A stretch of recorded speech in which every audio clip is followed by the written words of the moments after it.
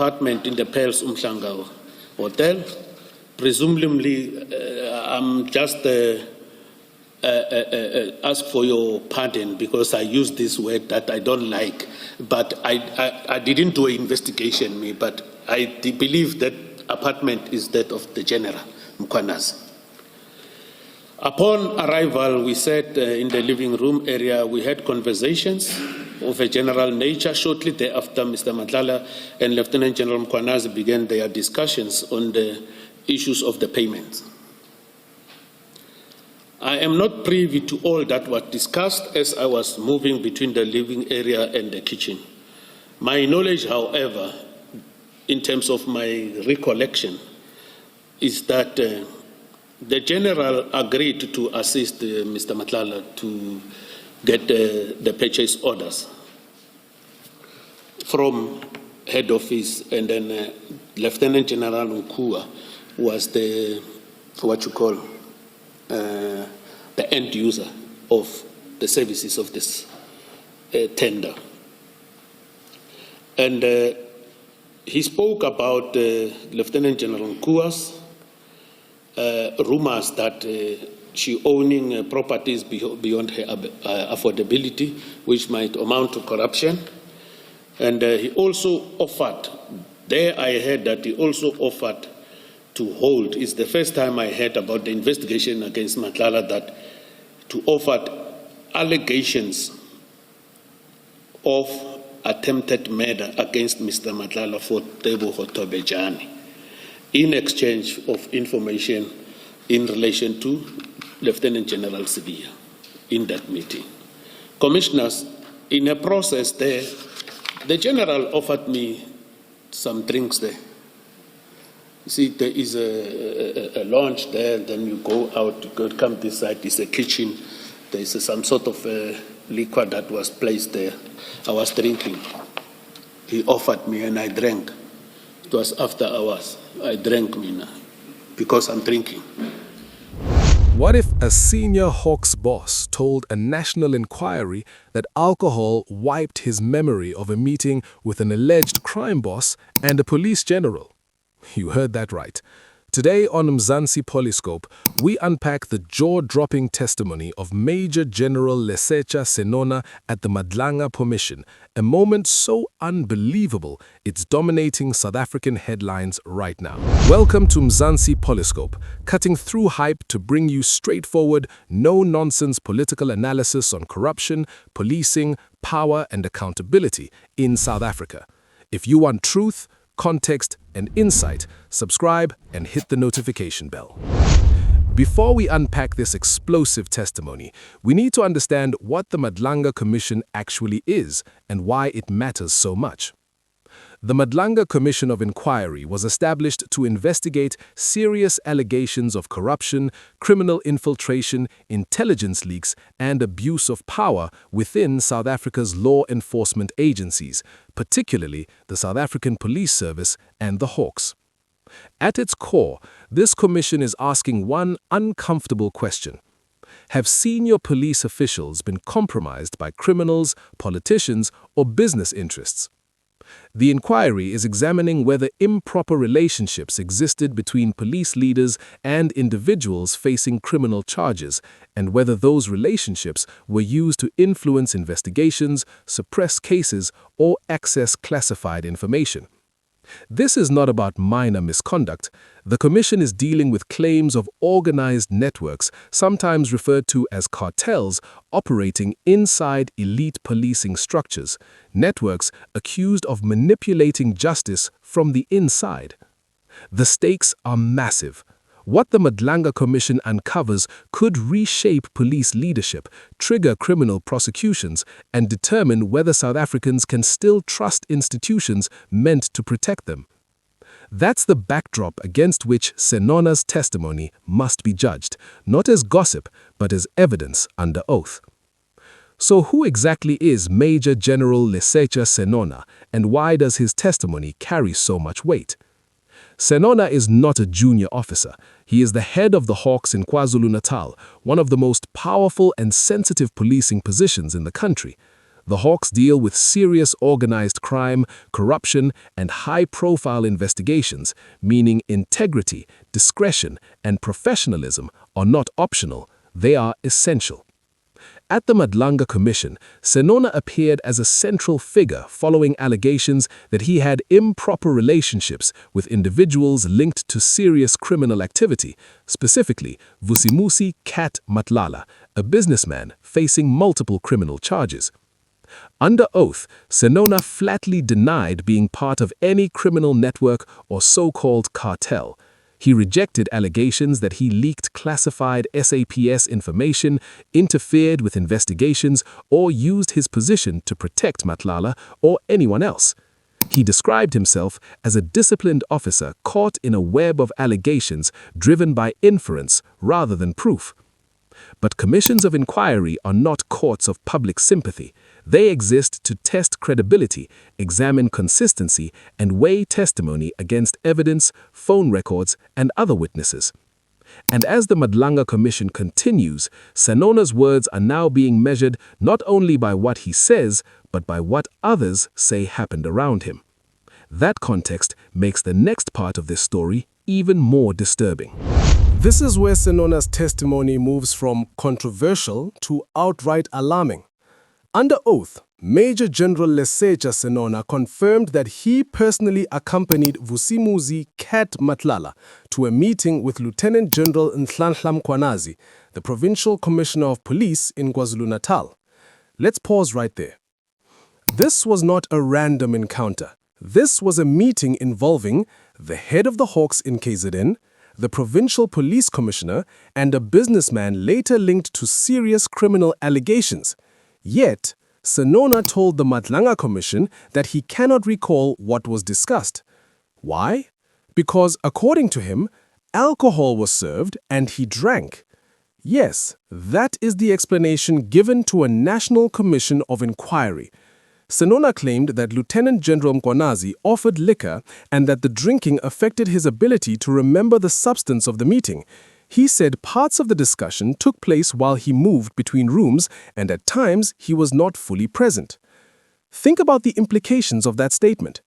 This was not a private braai. This was not a social catch-up between friends. This was a meeting involving senior law enforcement leadership and a man connected to criminal investigations. If the meeting was official, why was alcohol involved at all? If it was unofficial, why was a Hawks boss present? And why was a controversial businessman there? Either scenario raises serious red flags. Senona's claimed memory loss now becomes convenient. It shields him from detail. It avoids confirmation, and it leaves the commission with gaps only evidence can fill. So, the question is simple. Was this a moment of reckless unprofessionalism or calculated silence? Because when alcohol becomes the excuse, accountability becomes the casualty. And that brings us to the wider implications of this testimony. So, if Senona says he cannot remember what was discussed, the obvious question becomes, what does the commission believe may have been discussed at that meeting? According to testimony and submissions placed before the Madlanga Commission, this meeting is alleged to have gone far beyond casual conversation. Investigators are examining claims that the discussion may have touched on active or pending criminal investigations, including a case linked to Vusimuzi Matlala himself.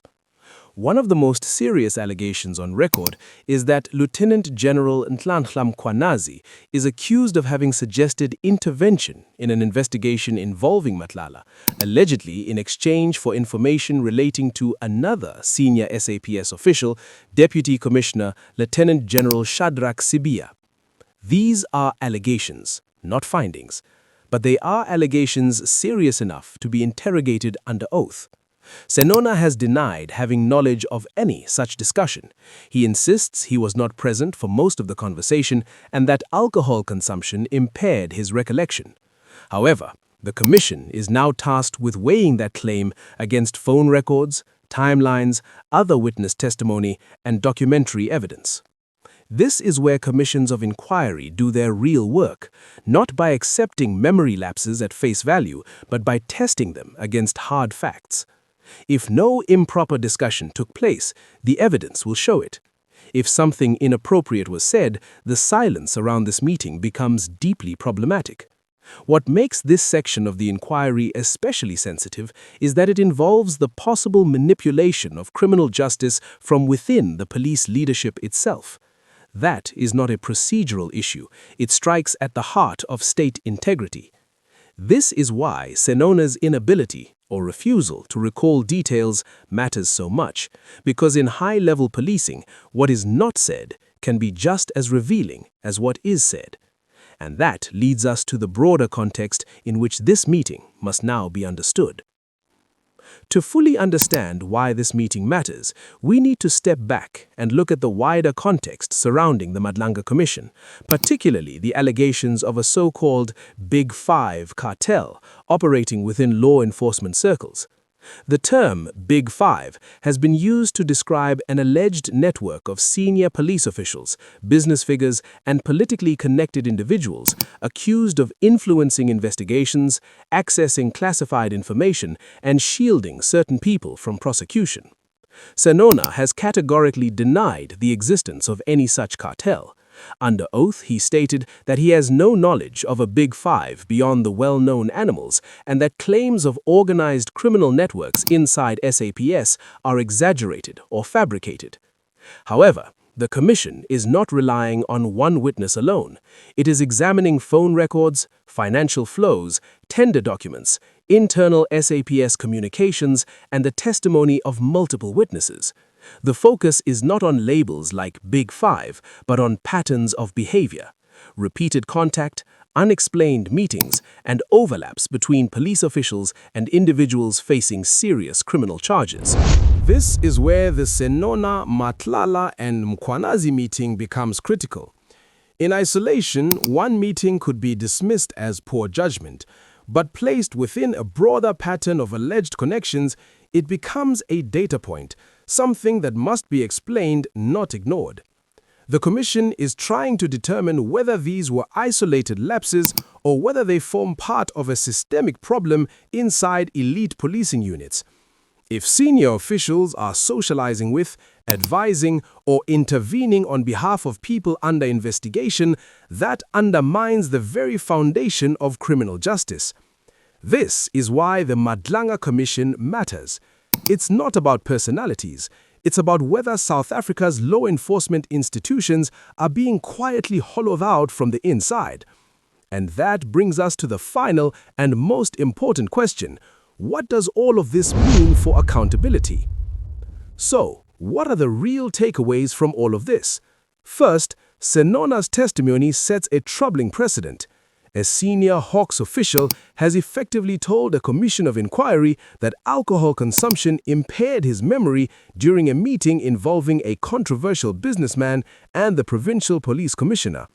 Whether intentional or not, that explanation reflects extremely poor judgment for someone entrusted with safeguarding high-level investigations.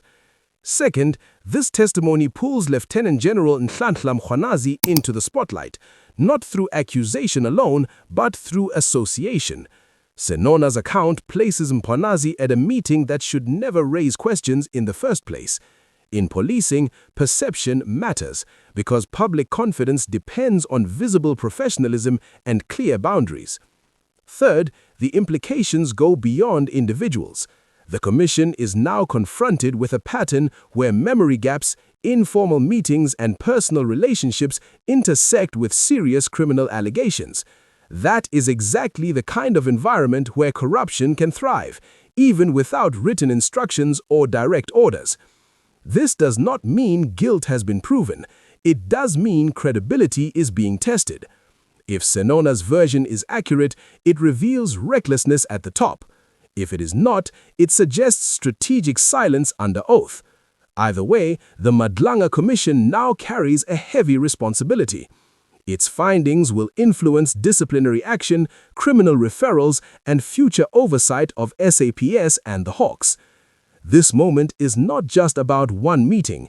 It's about whether South Africa is willing to confront uncomfortable truths or accept convenient explanations when accountability is most needed. As the Madlanga Commission continues, one thing is clear. This inquiry is no longer about allegations, it's about standards.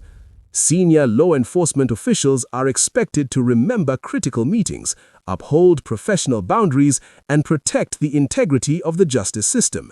When those standards appear blurred, the public is entitled to ask hard questions. So, here's the debate. Was this a case of reckless judgment or deliberate avoidance of accountability? Let us know in the comments. Keep it respectful. If you value clear, fact-based analysis, like this video, subscribe to Mzansi PoliScope, and share it so more South Africans can engage with the facts, not the noise.